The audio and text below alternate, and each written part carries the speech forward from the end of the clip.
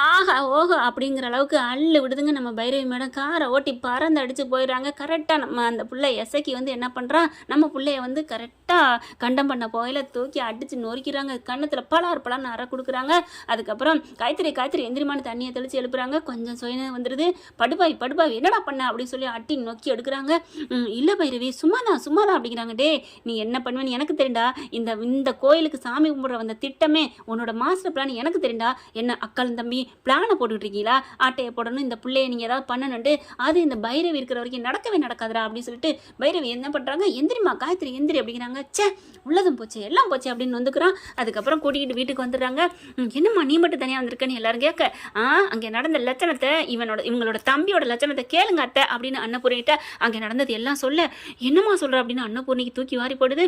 காயத்ரி எனக்கு எதுனே தெரியல, என்ன நடந்துச்சுன்னே தெரியல, பாத்தியா அவளுக்கே தெரியல, பைரவியா போட்டு கொடுக்குறா, இவன் கோல் மூட்டி விட்றா அப்படின்னு மகா சொல்ல, ஆனால் எனக்கு ஏதோ பண்ணுச்சு, சாப்பிட்ட கையோட மயக்கம் வந்துச்சு, அதைத்தான் அத்தை சொல்கிறேன்னு உடனே காயத்ரி சொன்ன கையோட பைரவி சொல்கிறாங்க.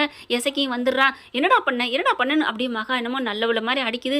இல்லைக்கா ஒன்றுமே பண்ணலக்கா, நான் பொண்டாட்டி தானேன்னு சொல்லிட்டு சாமிக்கெல்லாம் நான் முடிச்சுட்டுதாக்கா வந்து அதெல்லாம் நான் பண்ண போனேன் அப்படிங்கிறாங்க. அடுத்து சாமி கும்பிட போயிட்டு முடிச்சுட்டா வீடு வரைக்கும் சுத்தபத்தமாக வரமாட்டீங்களாடா அப்படின்னு சொல்லி கத்துறாங்க.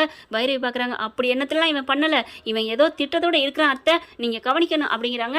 நான் பார்த்துக்கிறேம்மா, என் பொண்ணுக்கு ஒன்றும் இல்லையே அப்படின்னு சொல்லி ஆறுதல் படுத்துறாங்க. சே ஒன்றும் பண்ண முடியாமல் போச்சு அப்படின்னு வந்துக்கிறேன். அக்காகாரி பார்க்குது, வாடா அப்படின்னு கூட்டி போயிட்டு, என்னன்றா எப்படா இவன் வந்துடுறா, முதல்ல இவளுக்கு ஒரு படையில போடணும்டா.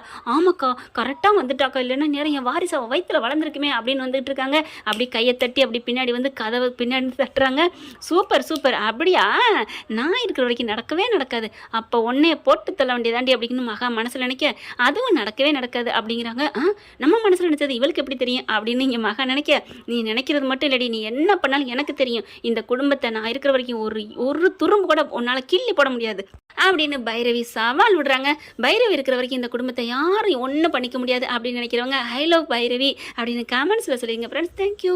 இந்த வீடியோ உங்களுக்கு பிடிச்சிருந்தா தயவு செய்து லைக் பண்ணுங்க. இன்னும் அப்டேட்ஸ்க்காக சேனலை சப்ஸ்கிரைப் பண்ண மறக்காதீங்க. நம்ம கிட்ட இருக்க எல்லா சேனல்ஸோட லேட்டஸ்ட் வீடியோ அப்டேட்ஸ்க்காக மேல ரைட் சைட்ல காட்டுற லிங்கை கிளிக் பண்ணி வாட்ஸ்அப் குரூப்ல ஜாயின் பண்ணுங்க. உங்களிடம் விடைபெறுவது நான் உங்கள் மெஹர்.